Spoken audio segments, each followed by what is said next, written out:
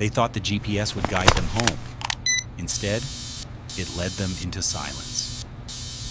The abandoned Jeep Cherokee sits half buried in sand, its windshield reflecting the merciless Arizona sun. Keys still in the ignition. The radio still set to a classic rock station. A water bottle, half empty, in the cup holder. 2 backpacks neatly stowed in the cargo area, but no people. No footprints leading away. No signs of struggle. 2 best friends. 1 endless highway. A vanished signal. For 15 years, their families lived in the shadows of half-answers and false leads. But when a cryptic GPS file is finally decoded from a forgotten memory card, it uncovers a chilling truth. The coordinates traced a deliberate pattern, one meant to hide something sinister beneath the desert's surface. Every year, thousands of travelers follow unseen digital directions without questioning them. They trust the blue line on their screens, the automated voice guiding them toward their destination. But what happens when a glitch, or someone behind the code, turns guidance into a trap?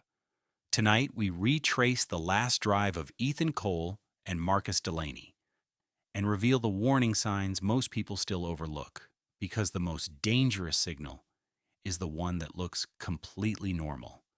May 17th, 2008 began like any other Saturday for Ethan Cole and Marcus Delaney.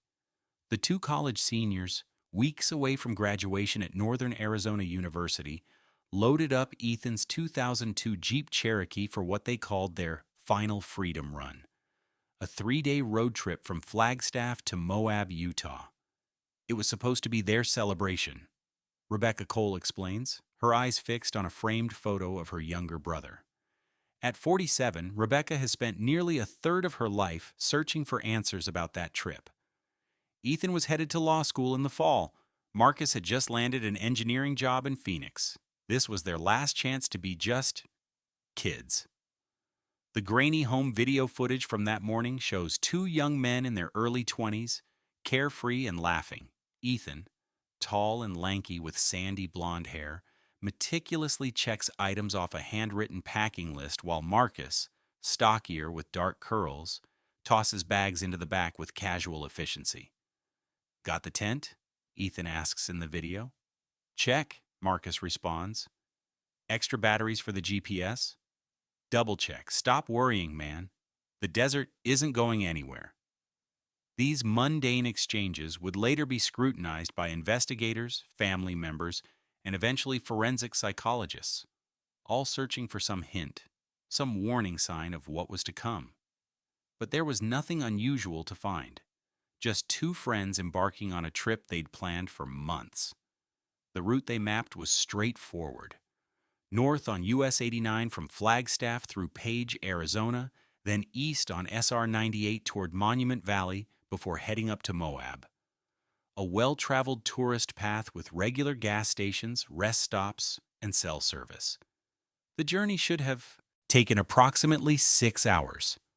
The last confirmed sighting of Ethan and Marcus was at a gas station in Page, Arizona at 11:43 a.m. Security footage shows them paying for fuel and snacks. Marcus buys a map, unfolding it across the hood of the Jeep while Ethan fiddles with his Garmin GPS device.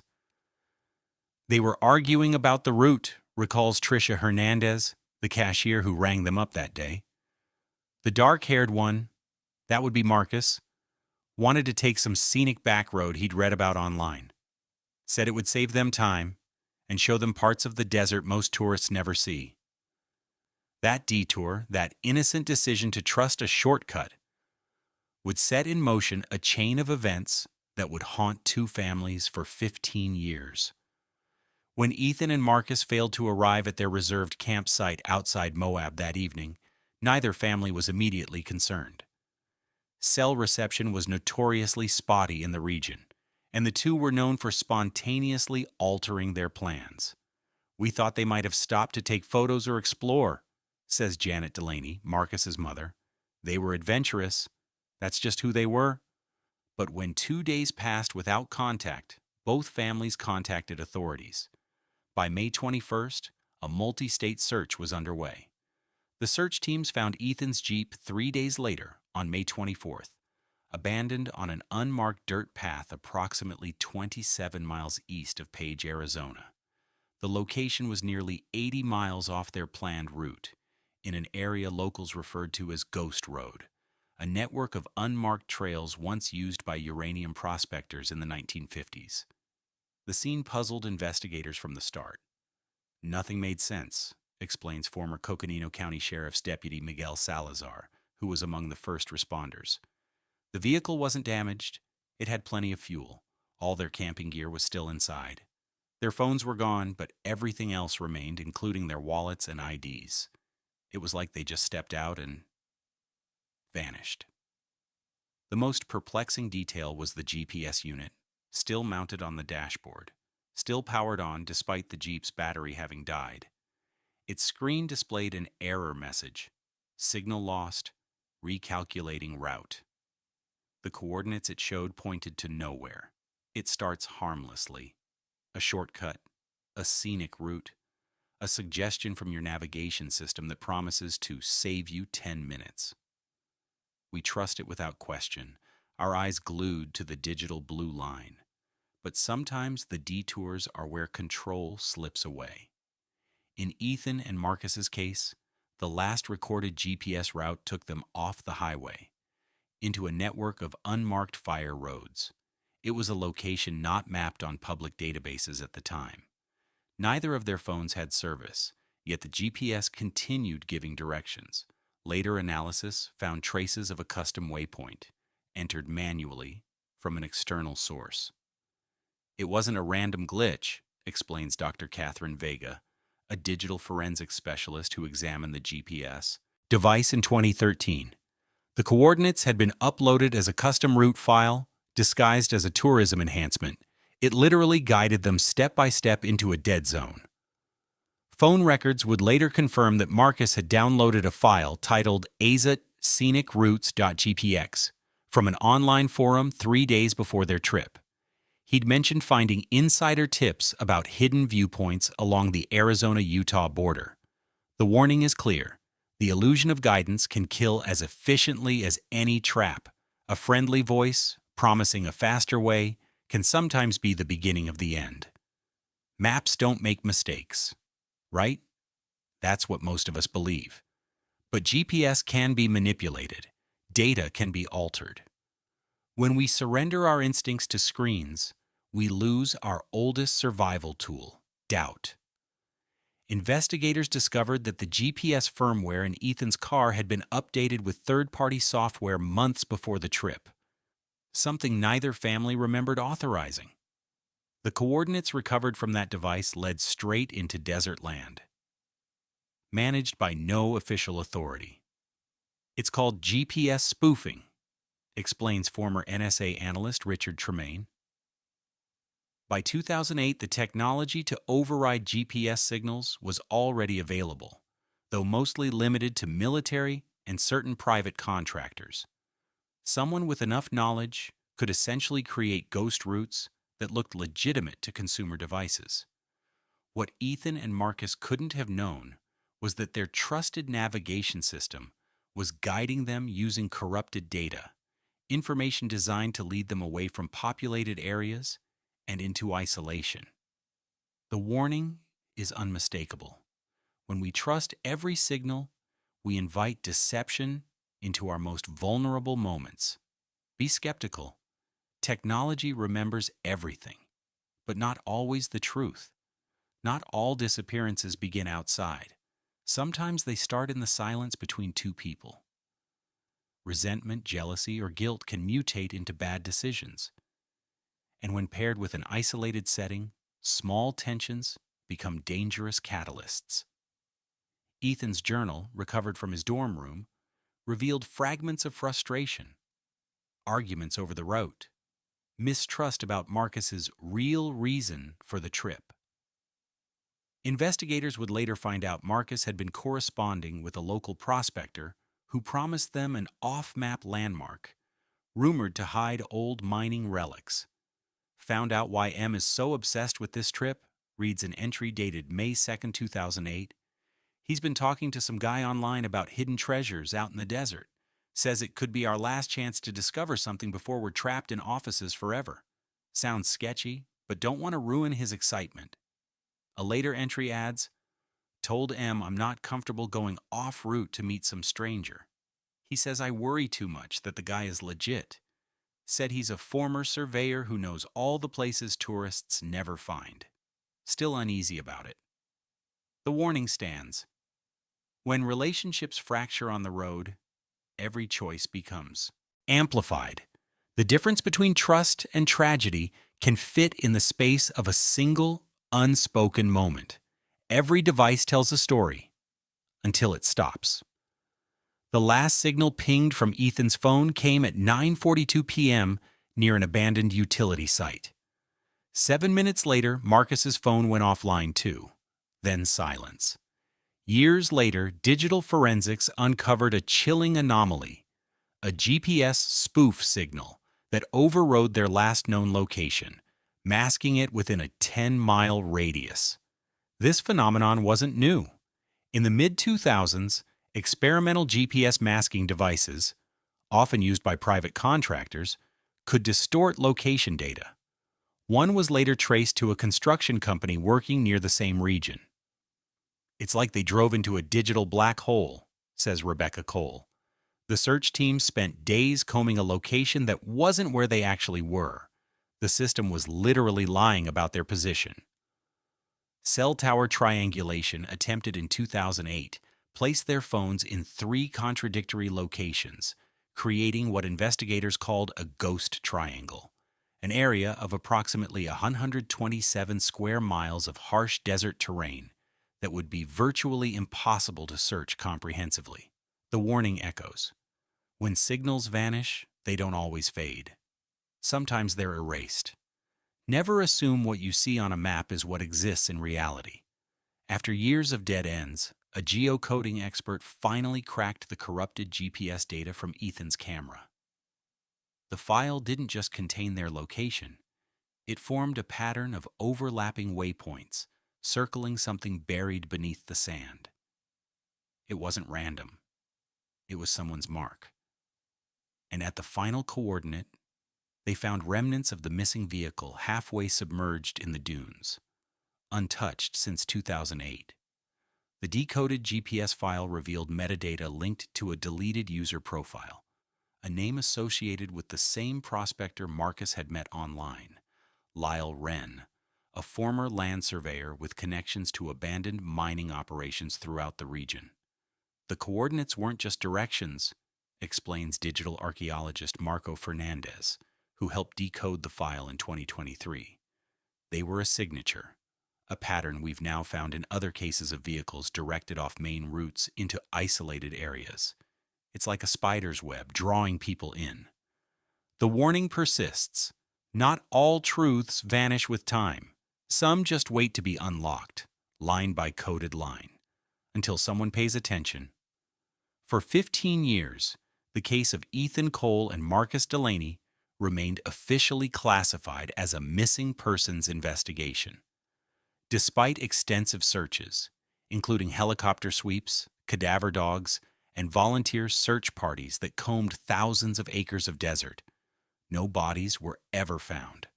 No definitive crime scene established. No conclusive evidence of what had happened to the 2 young men. The uncertainty was its own special kind of torture for both families. "People don't understand what it's like," Rebecca Cole says, her voice steady but strained.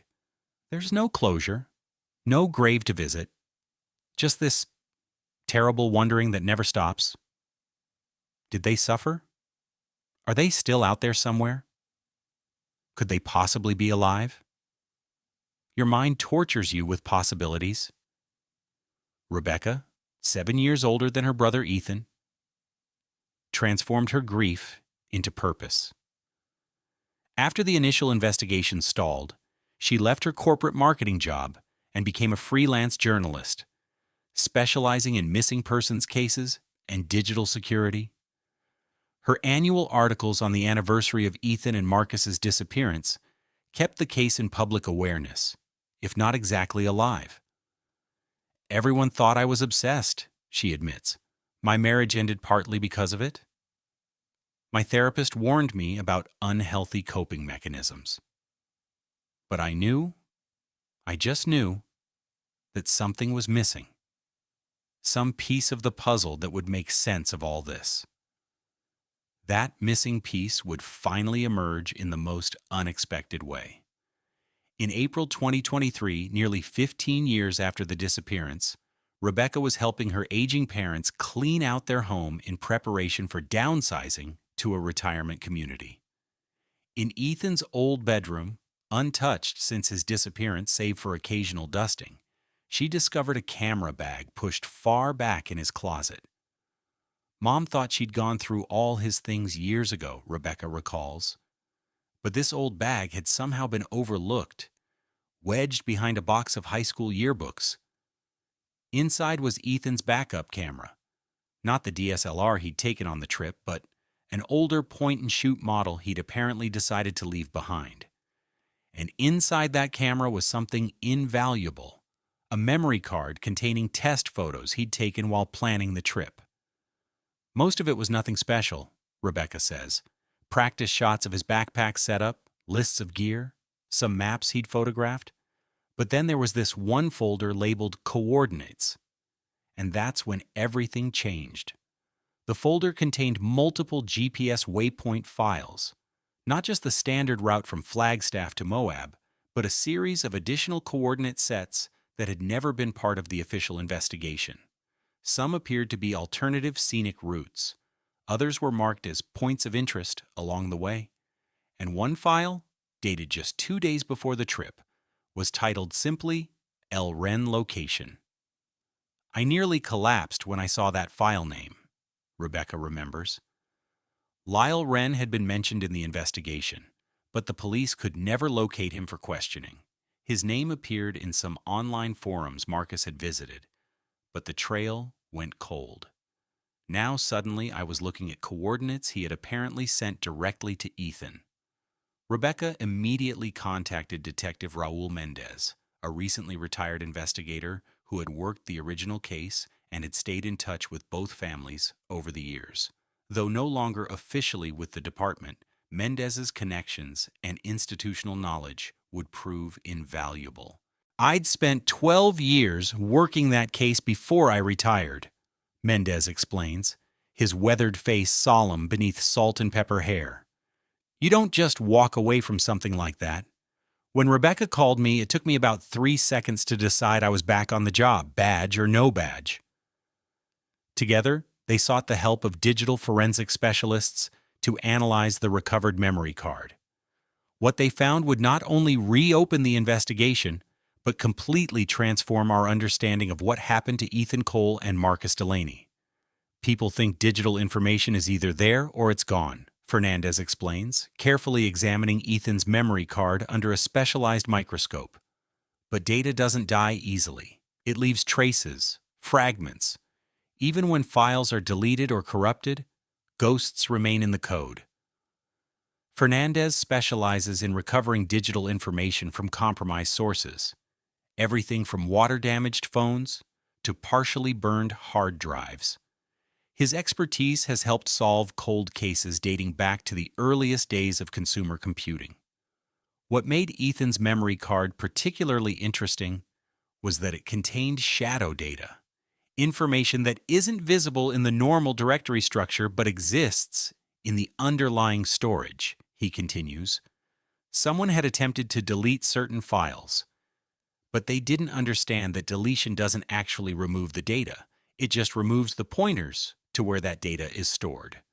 Using specialized recovery software, Fernandez was able to reconstruct not only the visible files Rebecca had discovered, but also multiple deleted GPS coordinate files that painted a disturbing picture. We found evidence that someone had accessed Ethan's camera before the trip and loaded custom GPS waypoints onto his memory card. Waypoints that wouldn't appear in his normal route planning but would be detected by his GPS device when it synced with the camera, Fernandez explains. More disturbing was what these hidden coordinates revealed when mapped. a deliberate path leading away from established roads and deep into a remote area known locally as Whispering Sands, a stretch of desert notorious for shifting dunes that can cover and uncover objects with each passing season. The pattern was unmistakable, says Mendez, pointing to the digital map Fernandez generated. Someone had created a breadcrumb trail designed to lure them specifically to this location, approximately 30 miles from where the Jeep was originally found. And based on the metadata embedded in these files, we could finally confirm who that someone was. Each coordinate file contained embedded creator information that had been partially scrubbed but not completely removed. The digital signature matched accounts linked to Lyle Wren, the elusive figure who had been on the periphery of the investigation for years. Wren wasn't just some random person on an online forum, Rebecca says, her voice tight with controlled anger. He had systematically targeted Marcus, gained his trust, and then planted digital breadcrumbs for them to follow. The question was why? What was waiting for them at the end of that trail? The summer heat shimmers across the desert landscape as Rebecca's SUV bumps along the barely visible track. The GPS display shows they're following the exact coordinates recovered from Ethan's memory card, but the terrain looks nothing like a road any reasonable traveler would choose. I can't imagine driving this in a regular vehicle, Mendez comments, bracing himself against the dashboard as they navigate another steep incline. The Jeep could have handled it, but just barely. Rebecca's knuckles are white on the steering wheel. They trusted the GPS. That's what people do. If it says turn here, you turn. They've brought reinforcements for this expedition. 2 local search and rescue volunteers, a forensic anthropologist from the state university, and a drone operator specializing in archaeological surveys. The small convoy makes its way deeper into the wilderness, following digital ghosts. According to the file, we're approaching the final waypoint, Rebecca says, her voice tight with anticipation and dread. The GPS announces, "You have arrived at your destination." But there's nothing visible, just an expanse of sand stretching toward distant red cliffs. No structures, no landmarks, nothing that would have drawn 2 young men off the beaten path. As the drone rises into the cloudless sky, its camera feeds live images to a monitor. The aerial perspective reveals what isn't apparent from ground level. Faint patterns in the sand. Concentric circles radiating outward from a central point approximately 50 yards from their position.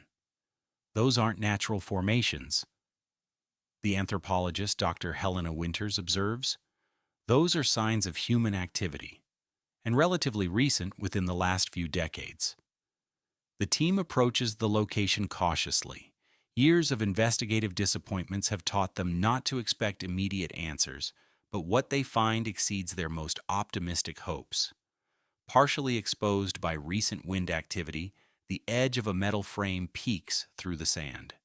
Careful excavation reveals it to be part of a vehicle door, one that matches the model and color of Ethan's Jeep Cherokee. "This doesn't make sense," Mendez says, confusion evident in his voice. "The Jeep was found miles from here. It was impounded, documented, returned to Ethan's parents years ago." But as they continue to dig, the truth emerges. What they're uncovering isn't Ethan's Jeep, but parts of it. Specifically, components that had been removed and transported to this location. The driver's side door, a section of the rear seats, the original GPS unit. Someone dismantled portions of the vehicle, Dr. Winters concludes, brought the pieces here, buried them. The GPS unit, protected inside a weatherproof case, becomes their focus. Unlike the one found in the abandoned Jeep, this appears to be the original unit Ethan had installed, the one that would have contained the actual navigation data from their final journey. "This was deliberate," Rebecca says, her voice hollow with the weight of realization. "Someone wanted us to find the Jeep, but not the actual evidence of where they went." As the team continues to excavate the site, more disturbing discoveries emerge from the sand. A shattered phone, matching the model Ethan carried, fragments of camping equipment, and most significantly, buried nearly 6 feet down, human remains. After 15 years, Ethan Cole and Marcus Delaney have finally been found. The discovery at Whispering Sands set in motion a new phase of the investigation, one that would reveal a pattern far more extensive and sinister than anyone had imagined. Forensic examination confirmed the remains belonged to Ethan and Marcus, bringing a measure of closure to their families, but opening new questions about how they died. The medical examiner determined both men had suffered traumatic injuries consistent with an assault, not an accident or exposure. Someone wanted us to believe they simply got lost in the desert, Mendez explains, reviewing the forensic reports. But the evidence tells a different story. They were attacked, killed, and deliberately buried at coordinates that were pre-programmed into their GPS. With this confirmation, investigators began examining other missing persons cases in the region with renewed interest, looking for similar patterns. What they found was disturbing. Between 2006 and 2011, 7 vehicles had been found abandoned in remote areas across the Arizona-Utah border region. In each case, the occupants remained missing, and the vehicles contained functioning GPS units with custom waypoints leading into isolated terrain. "We're looking at a pattern of predation," explains FBI Special Agent Clarissa Wong, who joined the investigation after the discovery at Whispering Sands. Someone was using digital breadcrumbs to lure travelers off established routes and into ambush locations. The connection to Lyle Wren strengthened as investigators dug deeper. Once a legitimate land surveyor for mining companies in the 1990s, Wren had lost his license after being implicated in a scheme to falsify boundary markers for private claims on public land. After that, he dropped off official records, apparently living off the grid in the border region between Arizona and Utah. Online, however, he maintained numerous identities on forums dedicated to off-road travel, treasure hunting, and photography, all perfect venues for connecting with adventure-seeking travelers like Marcus Delaney. He wasn't just targeting random tourists, Agent Wong explains. He specifically groomed victims who expressed interest in photography, geology, or exploring remote locations. He'd gain their trust over weeks or months, positioning himself as an expert with insider knowledge. Rebecca had obtained Marcus's complete email history from his parents, revealing months of correspondence with a user called Desert Guide 57, now confirmed to be Wren. The exchanges showed a calculated escalation of trust, with Wren initially offering general advice about scenic locations before gradually suggesting more remote sites that only locals know about. "The psychological manipulation is textbook," says Dr. Eliza Montgomery, a forensic psychologist consulted on the case. "He created artificial scarcity, this hidden spot that hardly anyone gets to see, and exclusivity. I don't share these coordinates with just anyone." These are powerful motivators, especially for young men seeking adventure. Most chilling was the discovery that Wren had developed a sophisticated method for manipulating GPS systems. After gaining the trust of his targets, he would send them enhanced route files, supposedly containing scenic detours and secret locations. These files contained hidden code that would override standard navigation protocols and lead victims along specific paths where Wren would be waiting. "It's a digital version of the oldest predator tactic in nature," Dr. Montgomery explains, "creating a false trail that leads prey directly into an ambush." As investigators compiled evidence against Wren, a disturbing reality emerged. This wasn't just about robbery or theft. The sites where victims were directed shared common characteristics. All were in remote areas with natural features that would conceal human activity, and all were positions from which a person could observe travelers approaching without being seen themselves. He was hunting them, Rebecca says simply, using 21st century technology to practice the oldest human predation. The hunt for Lyle Wren consumed months of intensive investigation. His digital footprint ended abruptly in late 2011, around the same time the pattern of GPS-related disappearances stopped. Financial records showed no activity under his known identities after that point. Property records, vehicle registrations, even medical records, all went cold. It was like he completely disappeared, Agent Wong says. Or more likely, he assumed a new identity we haven't been able to trace yet. The task force pursued multiple angles, including the possibility that Wren himself had become a victim, perhaps of retribution or due to the harsh desert environment where he operated. Searches of known associates and distant family members turned up nothing. We believe he's still out there, Mendez insists. People like Wren don't just stop. They may change methods, locations, but the compulsion to hunt doesn't simply disappear. For Rebecca, the frustration of having identified her brother's killer, but being unable to bring him to justice, became a new kind of torment. After the initial discovery at Whispering Sands, she had hoped for resolution. Answers, accountability, perhaps even some form of understanding about why Ethan and Marcus had been targeted. Instead, we got half a story, she says.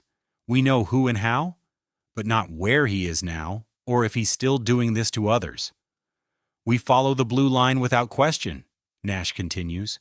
Few people ever cross-check their route against a paper map or even satellite imagery. We've surrendered our spatial awareness to algorithms. This blind trust represents what Rebecca calls the perfect vulnerability, a combination of technological dependence and diminished self-reliance that creates ideal conditions for exploitation. As her documentary gained attention, Rebecca began receiving messages from people across the country who believed they had encountered similar manipulation, unexpected detours that led to isolated locations, GPS anomalies that couldn't be explained by technical glitches, strange encounters with individuals who seemed to know exactly when and where travelers would appear. We can't verify all of these accounts, Rebecca acknowledges, but the pattern is consistent enough to be deeply concerning. There are predators who understand how to use our technological dependencies against us. Despite extensive search efforts, Lyle Wren remained elusive. The case against him grew stronger as forensic evidence from the Whispering Sands site was processed. But without the suspect in custody, justice remained incomplete.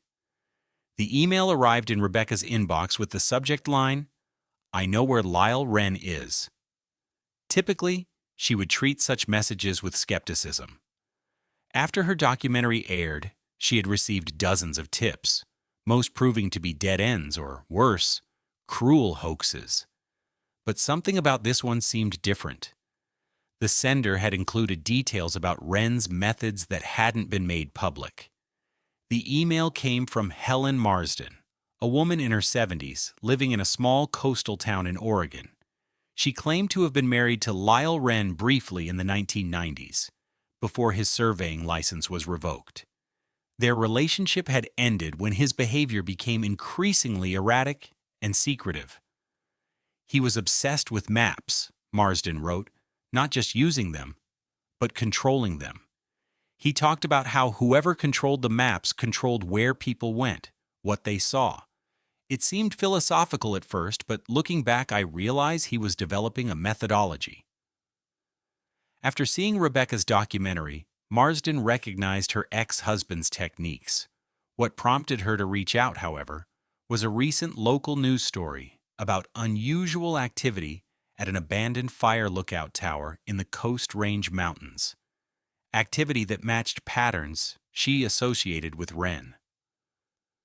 He always needed a high point, her email explained, somewhere he could watch without being seen. The lookout towers were his favorite when we were together. He collected maps of their locations, especially the decommissioned ones that weren't on public records anymore. According to Marsden, Wren had developed his fascination with directional control while working as a surveyor, where small adjustments to boundary markers could significantly impact land usage and access. This professional power had evolved into a more disturbing compulsion after he lost his license. He talked about creating private geographies, she recalled, maps that only he knew were accurate, routes that would bring people to him instead of where they intended to go. This was before consumer GPS was common, but he was already planning how to use it. The information Marsden provided, combined with recent reports of unusual activity in the Coast Range, gave investigators their first solid lead in years. A surveillance operation was established around the abandoned fire lookout tower she had identified. On December 3, 2023, after 3 weeks of observation, federal agents moved in. They found the tower occupied by a man living under the name Thomas Griggs, but fingerprints and DNA confirmed his identity as Lyle Wren. The arrest was just the beginning. A search of Wren's living space revealed a technological command center. Multiple computers, signal boosters, and mapping equipment that allowed him to monitor both official navigation systems and the movements of vehicles in the surrounding area. Most disturbing was his collection of trophies. Personal items taken from victims, carefully labeled with dates and GPS coordinates. Among them were Ethan's student ID and Marcus's watch, confirming beyond doubt his responsibility for their deaths. Digital forensic analysis of Wren's computers revealed the evolution of his methods over the years. After the smartphone revolution made standalone GPS units less common, he had adapted, creating malicious apps disguised as hiking or off-road navigation tools, developing techniques to intercept and modify map data on popular platforms, and continuing to identify and target travelers who expressed interest in remote locations. He was hunting the entire time, Agent Wong explains, just changing his techniques to keep pace with technology. What happened to my brother and his friend wasn't just a tragedy, she tells the assembled lawmakers. It was a warning we failed to heed. For 15 years, a predator exploited our blind faith in technology to lead victims into danger. And despite his capture, the underlying vulnerabilities remain largely unaddressed. We've created a society where people will literally drive into a lake because their GPS told them to, she continues, referencing several actual incidents. This isn't just about malicious actors like Lyle Wren. It's about the erosion of our most basic survival skill, knowing where we are and how to find our way. The map is not the territory, she reminds the committee, invoking the famous saying from semantics. Digital representations are approximations, vulnerable to both error and manipulation. We've forgotten that fundamental truth, and it's making us increasingly vulnerable. The hardest part is knowing how preventable it was, says Alicia Fernandez, whose brother disappeared in 2010 while following a scenic route through Nevada. If he just doubted the GPS for a moment, checked a paper map, he might still be alive. The most dangerous feature of any GPS isn't poor mapping or security vulnerabilities, Rebecca explains. It's the mute button it puts on our natural skepticism. When the machine speaks, we stop questioning. My brother trusted a blue line on a screen, she says. He followed it into silence because he had no reason to doubt it. Our goal should be to ensure that kind of blind trust is never again so easily exploited. For Rebecca Cole, the journey from personal tragedy to public advocacy has been both painful and purposeful. I couldn't save Ethan, she reflects, but his story might save others. In May 2025, 17 years after Ethan and Marcus disappeared, Wren was sentenced to multiple life terms without the possibility of parole. The judge described his crimes as a modern adaptation of ancient predatory behavior, using our technological dependencies as weapons against us. The site where Ethan and Marcus were found has been marked with a small memorial, a simple stone bearing their names, the dates of their lives, and the GPS coordinates of the location. It serves as both remembrance and warning, a reminder that even in the digital age, the wilderness remains a place where caution and self-reliance are essential. The desert that once held its silence has finally spoken its truth. The coordinates that led two young men to their deaths have become coordinates that might save others. Reminders that in the vast spaces between mapped points, vigilance remains our most reliable compass. Every road leaves a trace, but not every trace tells the truth. Look closer. Question every path, because sometimes the map doesn't lead you home. It leads you to somewhere you were never meant to be.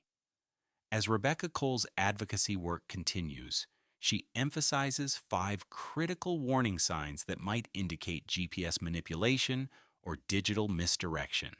Unexpected rerouting. If your navigation system suddenly suggests a detour that takes you off main roads without clear reason, be skeptical. Cross-check with paper maps or alternate navigation apps. Signal inconsistencies. If your location appears to jump significantly on the map or shows you in a place that doesn't match your surroundings, your signal might be being spoofed. Stop and reassess. Unusual destination files.